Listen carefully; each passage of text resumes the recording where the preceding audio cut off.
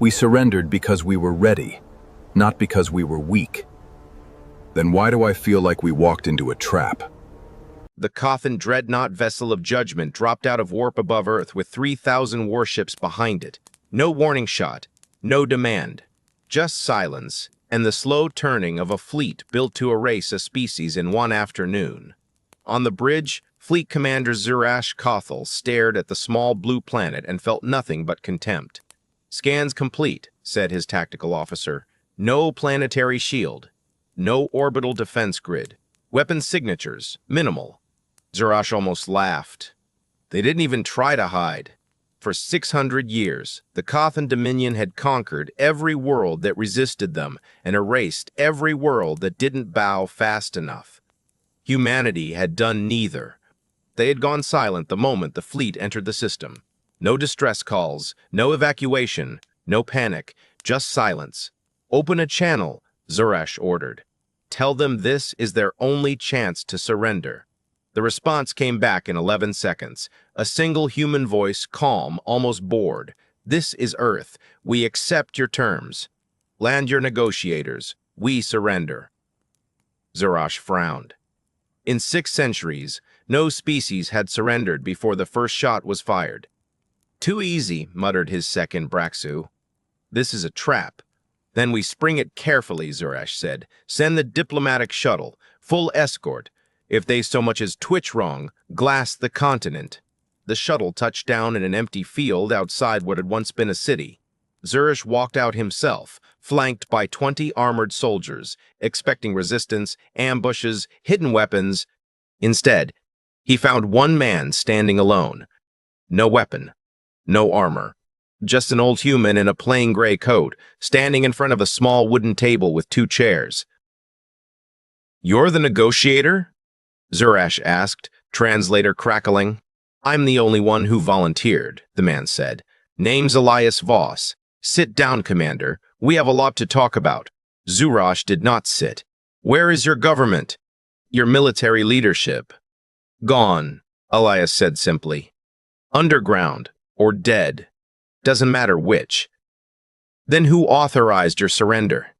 Elias looked up at him, and for the first time Zurash saw something strange in the man's eyes. Not fear, not defiance, grief. "I did," Elias said, "because someone had to stop this before it got worse." Zurash sat down slowly, more curious than cautious now. "Tell me about your planet," he said. "Your defenses, your leadership structure. Full disclosure, per surrender terms." Elias nodded and began speaking. Calmly, plainly, like a man reciting facts he'd memorized 1,000 times. He talked about Earth's history, its wars, its plagues, its slow, painful climb out of darkness. He talked about humanity nearly destroying itself twice with its own weapons before it learned restraint. He talked about the last war humanity ever fought against itself, 40 years ago, and the treaty that ended it. The one that banned every human nation from building weapons capable of harming another human nation ever again. "That's admirable," Zurash said. "But irrelevant. I need your remaining military assets." Elias was quiet for a moment. "There aren't any," he said. "We disarmed. Completely. 15 years ago." Zurash stared at him. "You disarmed, knowing species like mine exist?" "We didn't know," Elias said. "Not for certain, but we suspected. And we decided a species that keeps weapons out of fear never actually stops being afraid." Zurash leaned back, studying the strange, calm man. "So when we arrived," he said slowly, "you had nothing to stop us with." "Nothing," Elias agreed. "Not one gun in orbit, not one warship. Nothing." Braxu's voice crackled over Zurash's calm. "Commander, this is absurd. A species this weak shouldn't have survived long enough to reach the stars." Zurash silenced him and turned back to Elias. "Then explain something to me," he said. "If you have nothing to defend yourselves with, why did it take us 600 years to find this planet? Your world isn't hidden. It isn't shielded. It should have been discovered centuries ago." Elias smiled, just slightly, and for the first time, Zurash felt something cold settle in his chest. "Because we didn't want to be found," Elias said. "Not until we were ready." "Ready for what?" Elias stood, walked to the edge of the field, and pointed toward the horizon. To answer that, he said, you need to understand what happened after we disarmed. 40 years ago, Elias explained, humanity made a choice that felt like suicide. They tore down every nuclear silo, melted down every warship, grounded every fighter jet designed to kill other humans. But they didn't stop building. They redirected everything, every research budget, every brilliant mind, every $1 trillion once spent preparing to kill each other, into a single global project. Not weapons. Understanding. They built machines to read the stars, machines to listen for other civilizations, machines to translate languages no human had ever heard.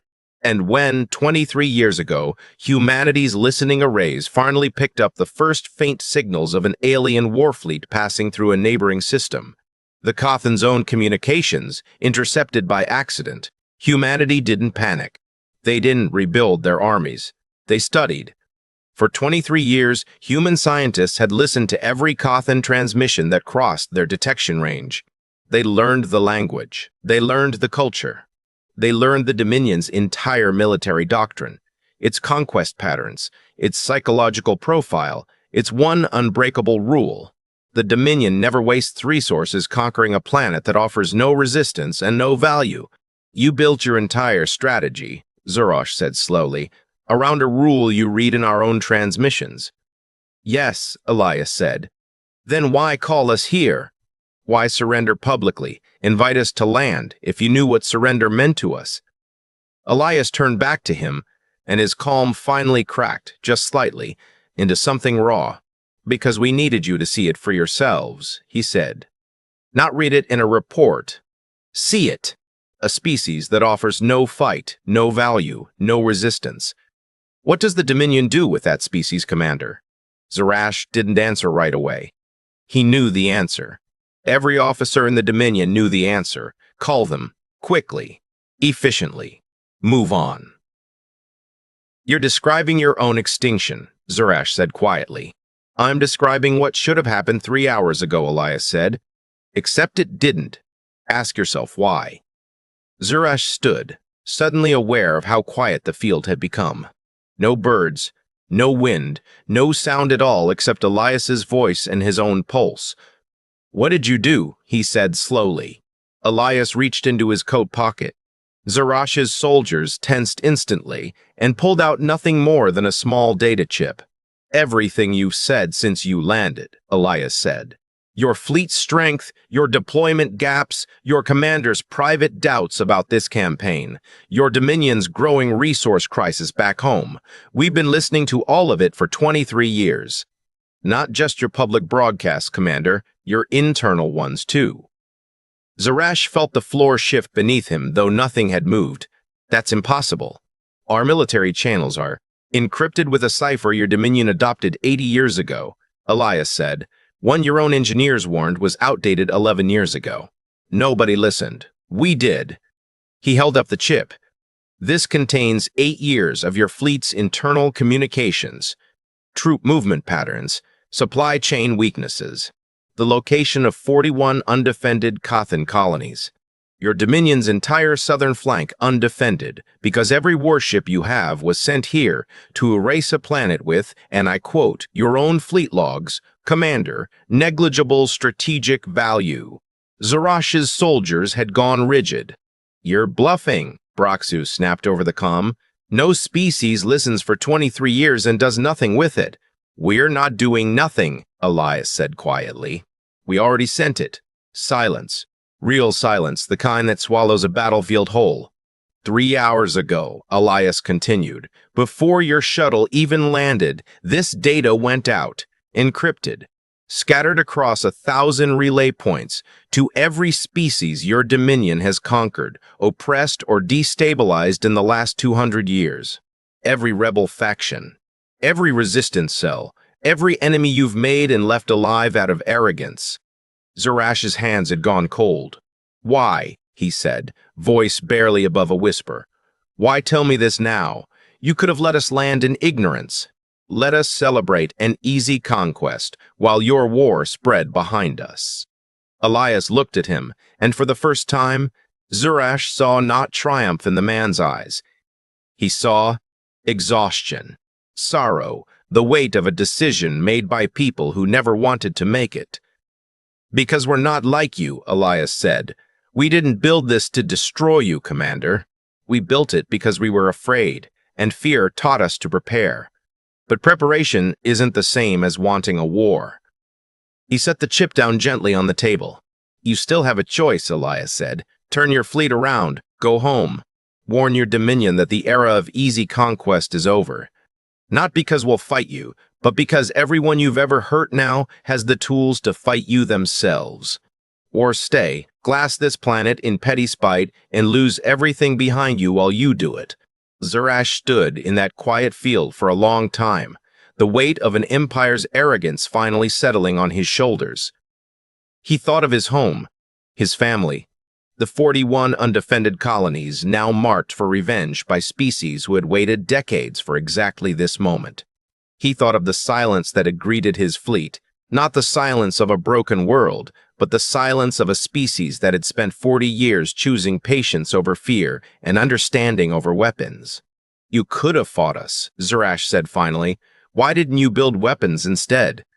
Elias picked up the data chip, turning it over once in his hand. "Because weapons only ever buy you a little time," he said. "Understanding buys you everything else." The Coffin fleet left Earth's orbit 6 hours later. They did not return. 3 years after that day, historians across 100 worlds would call it the beginning of the Dominion's collapse. Not a war humanity fought, but a war humanity simply refused to give them the excuse to start. And somewhere on a quiet, undefended planet, an old man sat by a window each evening watching the stars, wondering if he'd made the right choice, knowing only that for one single day, humanity's greatest weapon had been patience. It was enough.